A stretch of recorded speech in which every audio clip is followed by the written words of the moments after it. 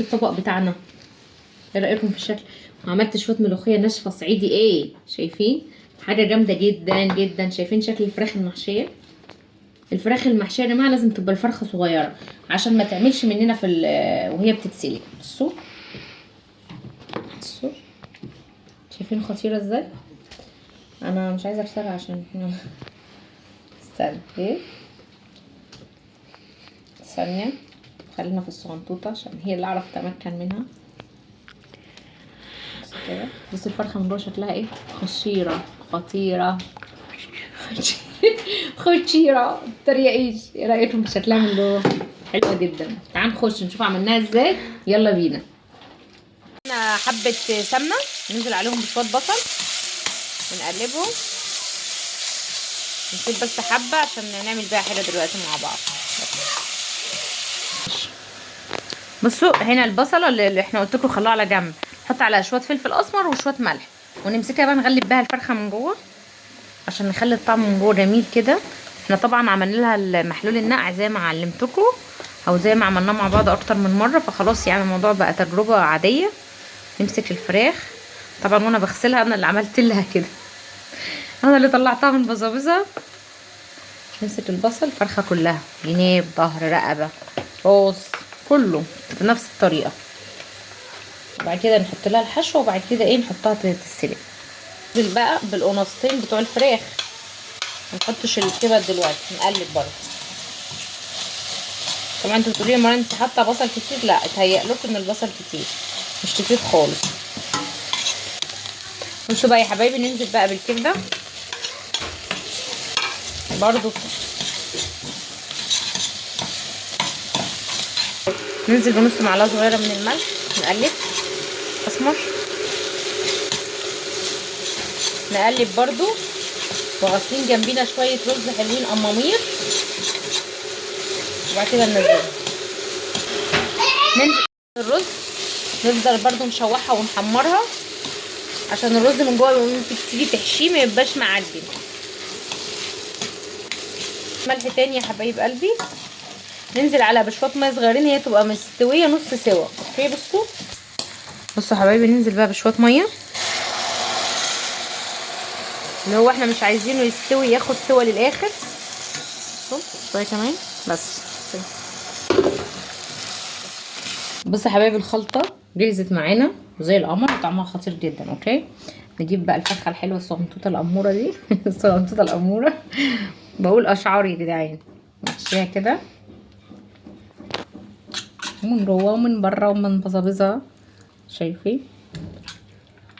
طبعا انا في الغسيل ما بعرفش حاجه اسمها ابويا ولا امي، بمسك الفرخه ادعكها لدرجه قطعتها من كل حته، بس عادي ولا يهمنا ولا يهمنا.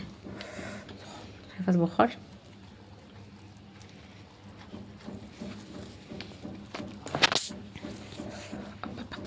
بعد كده طبعا دي احنا مش عارف نقفلها غير لما نخيطها.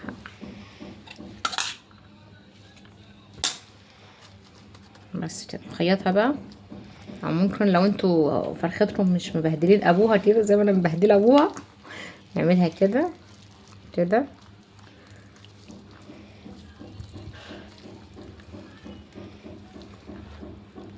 كده اهو.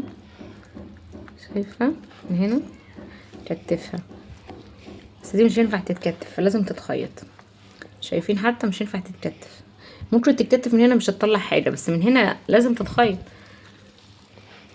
ليه جراحيه؟ صح وليه جراحيه. لا نخيطها بقى. جهزه لها الابره. فين الابره يا ماما؟ مش شايفاها يا جماعه والله انا همشي الابره قدامي مش. بصوا يا حبايبي تمسكوا الخيط كده وكده اهو. بصي تعليم الخياطه في الفرخ. يلا نعمل لها عمليه جراحيه. شد شد شد. بصوا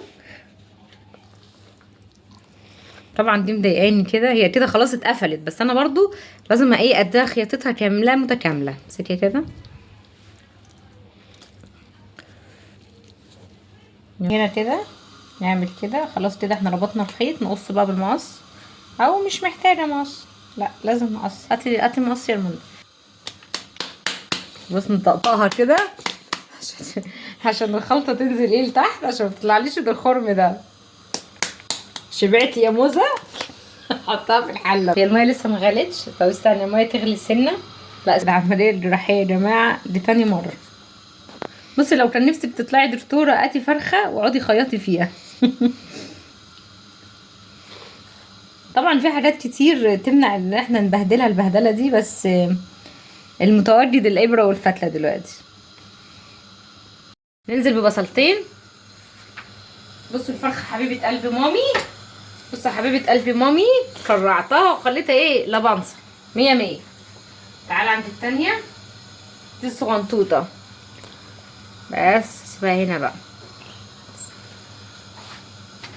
بس بعد ما حطيت الشوربه كان وحشنا اول رز بشوربه الفراخ. نغطي الحله بقى ونسيبه يستوي على نار هاديه. اول ما يغلي توطي النار. هنعمل الملوخيه الناشفه. طبعا عملت التوم دقيته كويس، نزلته هنا في الحله على معلقه سمنه وبقلبها.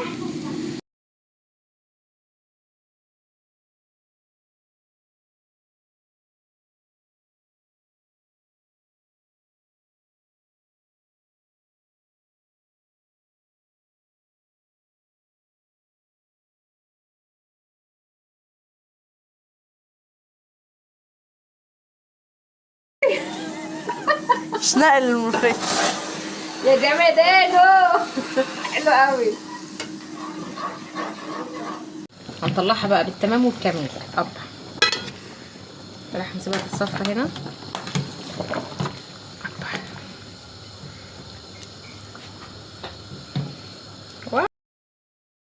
حبايبي بجيب الفرخه وادهنها كده بالسمنه واحطها في الاير فراي وتستوي، واقصد تحمر يعني.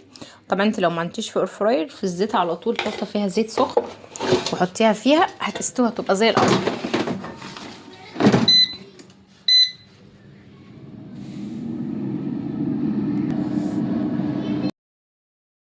في شكل الفراخ يا جمدانو.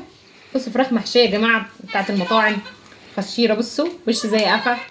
انا محمراها في الاير فراير. طبعا الكتكوته بتاعتي اتعملت. بس الكتكوته حلوه ازاي. ايه رايكم في شكل الفرخه؟ احط بقى جنبها الرز ولا اغرف الرز لوحده؟ حبه بس كده.